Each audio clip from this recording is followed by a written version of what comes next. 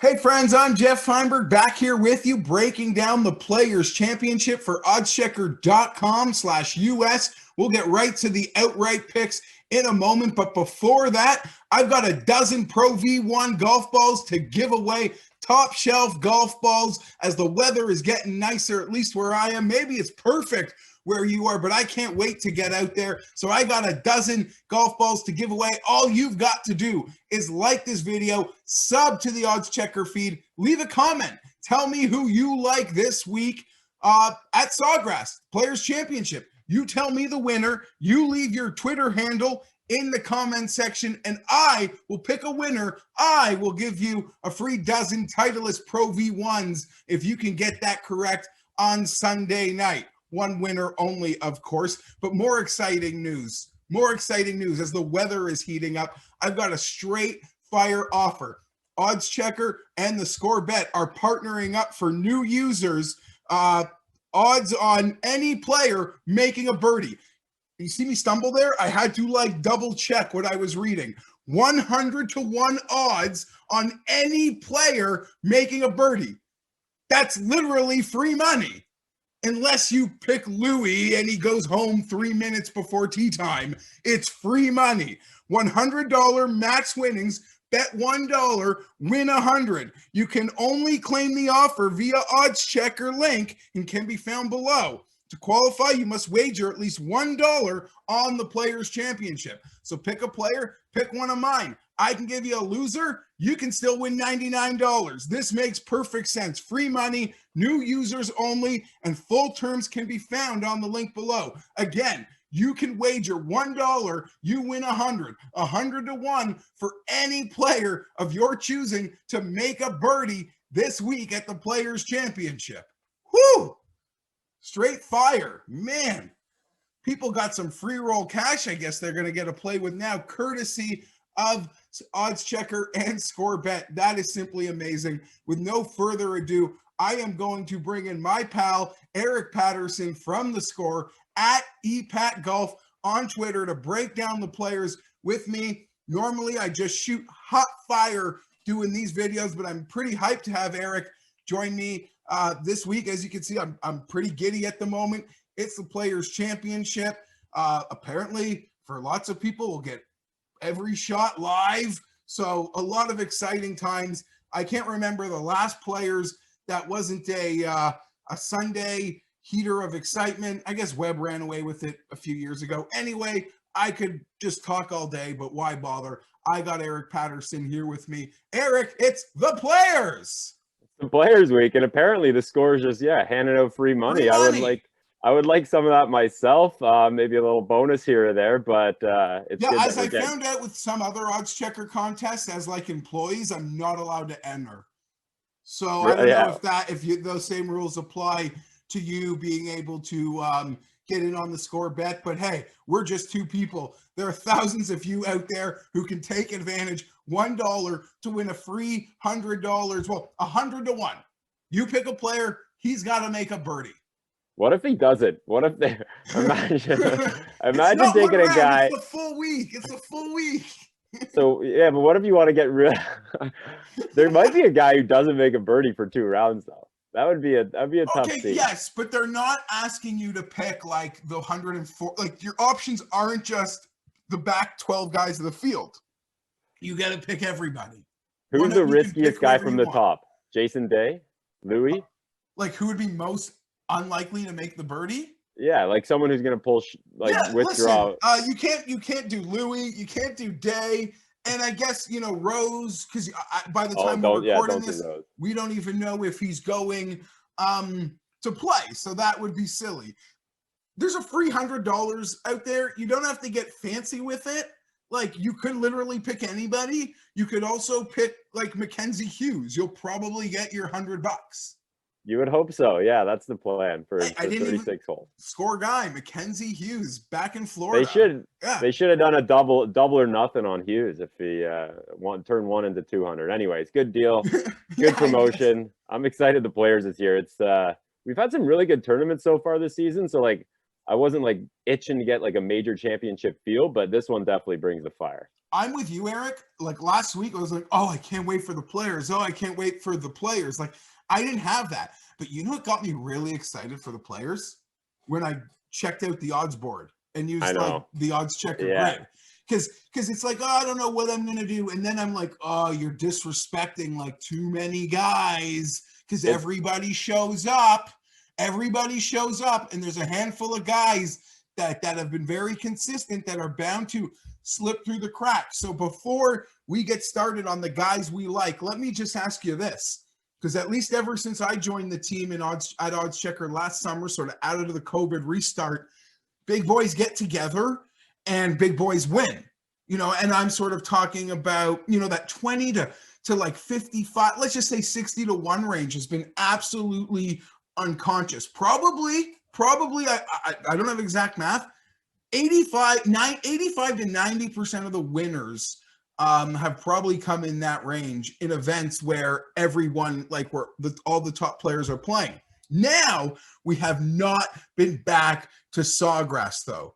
And Sawgrass is known for, I mean, you look at the past winners. Sure, we had Rory a few years ago, Eric, but this is not a place known to sort of hand the trophy to guys under 20 to 1. Like that just doesn't happen very often here. So is this the time where even me, like I love the 20s. I love to start in the 20s because I always find great value there. And there's a few guys I'm isolating this week. But is this the week that you just bump it up an extra level? Because there's a stacked range here, and I'm excited to talk about it with you. I mean, yeah, you were going on about like when all the best guys get together, they usually get together at the toughest courses, like the U.S. Opens, the PGA Championships. We saw it in the playoffs last year with Rahm and DJ going toe to toe at was Olympia Field. So like that happens, but here it just doesn't feel like Sawgrass really gives like like you said, they can't overpower the course. No, they can't. They can't overpower this course. Yeah, Bryson's drive is it's neutralized. You know, DJ can't really do his thing here either, but so it brings so many more people into play, which is why when you do see the odds board, it just kind of the last few weeks you're like, oh, like you really got to dig to find value, and this week it just kind of jumped out off the page right away. So yeah, I'm going to be living in that 20 to 50 range like with you. I have no real reason to go to the top. I just don't see it. I typically never do, and there's no really reason to do it at Sawgrass. Yeah, listen, well, I could tell you what I have a lot of reason to do, and that's question myself. Because the last 2 winners on tour were on my betting cards the previous week. I had Morikawa at the Riv, and I had Bryson at the Riv and concessions, and pivoted off them to make other selections and you know, watch them winning. It's almost as a golf bettor, Eric, you would rather, like, I always feel the best on Sunday if I don't win, if it's a guy that like wasn't even close to my radar winning. I'm not even talking about a bad player, like a player that was never really like on my mind of winning. I can never second guess myself. So I'm in that gross place of golf wagering where now I'm like really second guessing myself after being on a nice little run. So hopefully we can get off the mat here this week. But if there was someone under 25 to 1, because there's a lot of great players there that might still present some value, who would you pull that trigger on? I know a lot of people in the audience, you know, they don't do the hardcore weekly golf grind, and they're happy to show up on Sunday with a chalk that's still in contention. So if you had to make a suggestion there, who would it be? So you just talked about, you know, you take a guy, you really like him 1 week, he underperforms, and then you get off, and then he shows up and wins. So luckily that didn't, you know, I went back to the well for Berger at Pebble after he missed the cut at the Waste Management. And this week, for me, because I love JT at concession. I thought Florida golf kind of hits the reset button. It seemed like a perfect venue for him. And with Morikawa winning, yeah, JT should have been there, but his driver was just ice cold. So for me this week, it probably would be Justin Thomas. I think you can find him at 20 to 1, which is just a bananas number for someone like him. Yeah. Like the wind blows a little differently, and he's like 14 to 1. And he played, like, he hit it really well at the concession at WGC. His driver was he kept finding the water. And that scares me a little bit this week at Sawgrass, but I'm assuming he would have corrected that somehow. Yeah, the correct for these guys is always like so minor. I will say, sort of in a Bryson-like sense, like it wasn't all together, but despite the ugliness, you saw like great rounds and great moments and knowing it's close. And there, look what happens. He goes out and pops in Bay Hill. We're in pretty much alignment there. If I did play the top, and I'm not going to in this video, but maybe tomorrow I add someone because I'm going to leave myself some room for that decision, it would be Justin Thomas. Since 2015, he has the most birdies per round here on average, just over 5. And sure, there's a lot of talk of Sawgrass. You better to be lucky than good, but you got to get lucky every week on tour. Like Bryson almost hitting a layup in the water off the tee last week. It stops, an inch short, and like you always got to have a bit of luck. Here you need extra luck, but if Justin can keep it out of the water, the birdies are going to be pumping there. That's just what he does in Florida. So he would be my pick. A lot of love for Patrick Cantley this week. Even me, he sort of made a cut down list that I created where just quickly your thoughts on him, because if I do now go to the top, it will be Justin, but that pick for me was between Justin and Cantley, who seems hyper popular. Yeah, Cantley, again, this is Cantley takes so much time off. He didn't play in Florida. He pulled out with a stomach issue or something. So if you're worried about why he hasn't played in a while, he just had a bug. He wasn't hurt really. So I like Cantley at the Players last year. I think he got off to like a 5-under start. I was really liking my position. He's probably playing better this season than he was going into the Players last year. Definitely seems like a course that would fit his game. There's nothing to hate about Cantley here. So you can easily just go JT, Morikawa, Cantley and be absolutely thrilled with 3 guys 20-1 and above. And I think you definitely have someone in one of the final groups on Sunday to give you that sweat. So yeah, no issues against Cantley. Definitely a contender. Yeah, and I guess you make a fair point. Like, why bet Cantley though? I can bet Morikawa at the same number. All those decisions that go through our head as golf bettors. It's good to see Morikawa getting a little more respect. Some would argue he should still be shorter. He should still sort of be shorter at this point. 4th player in the world. What has Morikawa done that John Rahm hasn't? Or why is I know Rahm has a few years extra track record, but I would take other than having an ugly loss at the finish line here the year that Rory won. And I think is Morikawa debutant because they didn't really played last year. The one. I don't really want to overrate that because guys like Morikawa and M, they've gone to every course and they play great courses they hadn't played at before. So I'm not reading too much into that. Okay, Eric, let's get into it now. This is the area where I know I'm betting. I got a feeling this is where you are going to be this week. I got 3 picks right now and a super bomb. All of them are 40-1 and above when using that OddsChecker grid. I'll start it off. Patrick Reed. I don't care that he missed the cut last week.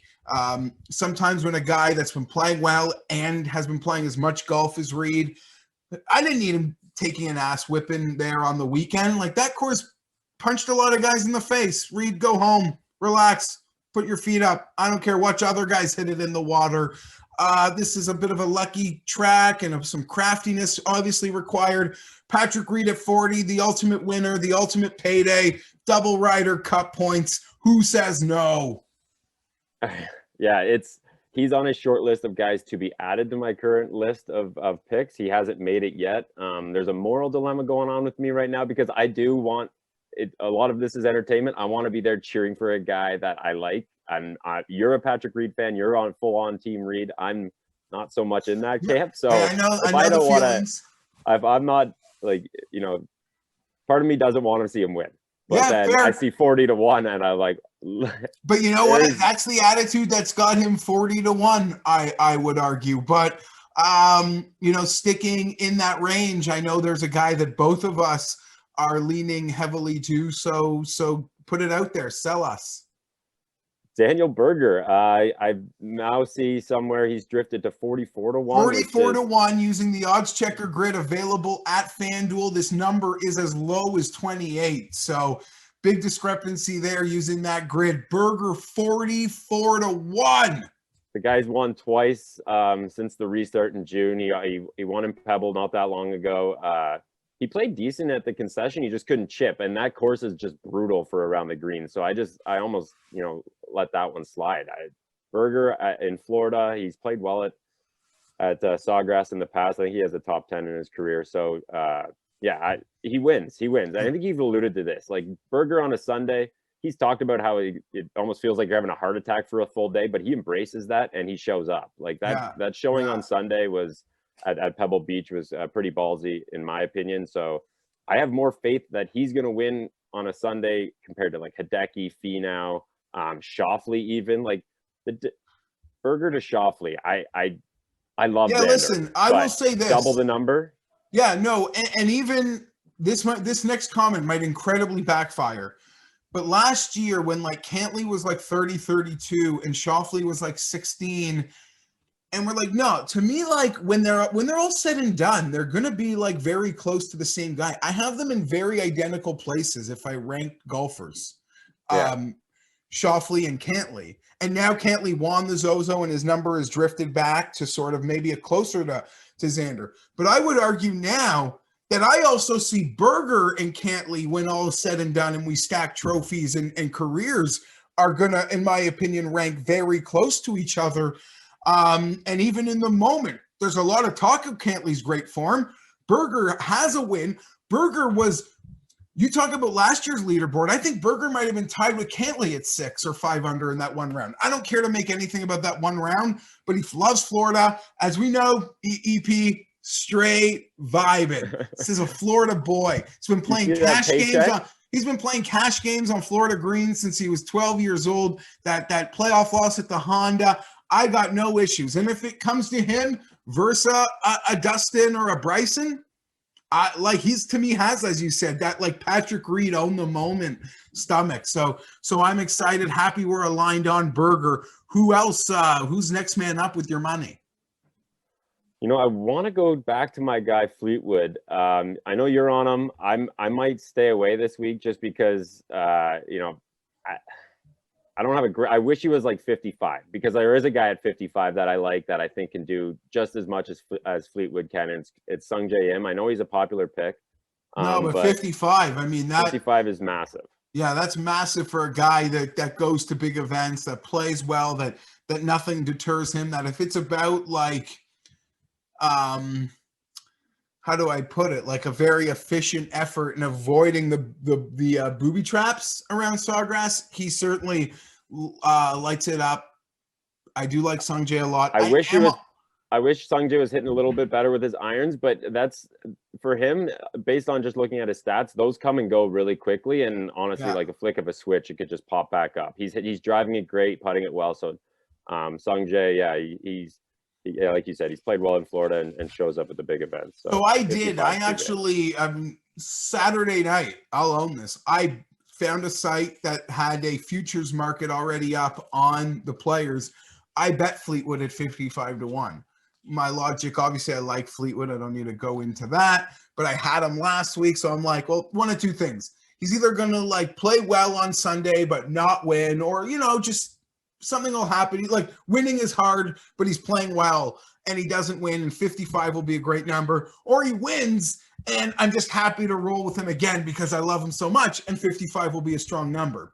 Well, he 3-putted from about 14 feet and then like just caught the train to bogey land and couldn't recover. While his ball striking was very much there, he's got back-to-back top 10s here, I want to say. He was the leader when I was doing my Cut Sweat show with Mayo last time there was a Friday in Sawgrass. Tommy flirting with 50 in Florida. I'm just a sucker, so I am on it. It's funny to call it like a future wager. The 45 to me, I probably would have still bet. It is as low as 35-1 on the OddsChecker grid. So those are the bets I have made. Berger, Reed, and Fleetwood. Those are the bets that are in. And I will glossed say, over them. I want to get your take on Hatton. Well, that's where I was going. Like, do I go back to the top with a JT bet, or can I bet two more guys here for the same price? They have Hatton at 40 at BetMGM. I'm looking at this OddsChecker grid. It's as low as 30 elsewhere. 40-1 on Hatton right now. Like, look, he showed enough. That guy, with what he's done this year, for him to fight like he fought last week, to me shows a lot, Eric. I made that case. Like, I didn't care that Reed missed the cut. He's allowed to miss a cut. But, like, if you also want to go balls the other way and fight your ass off because your name is on that place as being a defending champion and you want to be part of a weekend, that was not an easy Friday afternoon or a Friday. So he showed me a lot. And then Saturday he goes nuts and he topped the ball on the first hole. Like, with Hatton, you know that, like, there's a fine line of fire. But if like something goes really wrong or really unfair, he might not be the guy I want to bet on. That's the thing, right, Eric? This is a course that you can get booby trapped on a great shot. And Hatton, I love the fire, but I don't know how well. I'm not picking her. The guy's won like 15% of his tournaments in the calendar year. But there's something about him. In Hatton's defense, to get hot on the collar, but 40-1 for this guy in Florida. Remember when he wanted to play at the Arnold Palmer last year? He was like doing the shooting his putter. Like, he was rattled last year. He was like mocking. Yeah, like, you're right. That's all part of it. He was doing all the acting, and he still won. So you're right. For him to come back last week. This place has more trapdoors, like, and more unfair trapdoors. So but you're right. The self-talk, the emotion, it's all part of it. And I love Hatton. I'm not here to throw a single stone. And part of the fact that I bet him last week and I'm on this run of bailing on a guy and seeing him win 40, that was his like winning number at API. I mean, I'm not making a comparison. Obviously, this is a bigger field and this would be the biggest win of his career, as it would Berger, as it would a handful of guys who I am probably betting outside of Reed, who has a green jacket. So I'm thinking about that bigly, and I'm thinking about that pick. But the bets I have made, Berger, Fleetwood, and Reed. I will hit the people up with more tomorrow. Who have you bet though on top of Daniel Berger? So I've got 4. I went Berger at I think I've got a 40, which is reasonable. I'll take that any day. I got him. That's where I am too. I didn't get the best number. FanDuel 44-1. No, we don't have access to that one, but it would be nice. I got him at 55-ish, 54 Strong. To be exact, which I love. And further down, I think this is it's a glaring number on the OddsChecker board. 175 not 175. He's at 75-1. There's only one of them left, Joaquin Niemann. You can get him at 50 in other spots, but 75 is the biggest number. That's big. I think it's huge, but he's been playing so well this season. He's got a couple of runner-up finishes already. He strikes the hell out of it. His comps, you can compare him to Sungjae. You can compare him to Scotty Scheffler, who's down at 40. So I don't see why. And guys like that, they are so much. They are very live this week because it becomes a second shot event where guys like Answer, who's in that sort of same range, right? It becomes they can compete on a second shot event versus those massive bombers whose driver is taken away. So I do think there are opportunities there. As Abe Answer be another guy that kind of caught my eye. Super long shot going down the board. I will give you mine. DraftKings Sportsbook has Gary Woodland available, Eric, at 300-1. I know there's been a lot, there have been some injuries. There have been a lot that's gone wrong there with Gary. He's lost a lot of weight. Put it back on. There's something going on with Woodland. But we're at a Florida golf course where it's about clubbing down. And, this is a court. We always used to joke he's like before the major, he's like the poor man's American version of Stenson.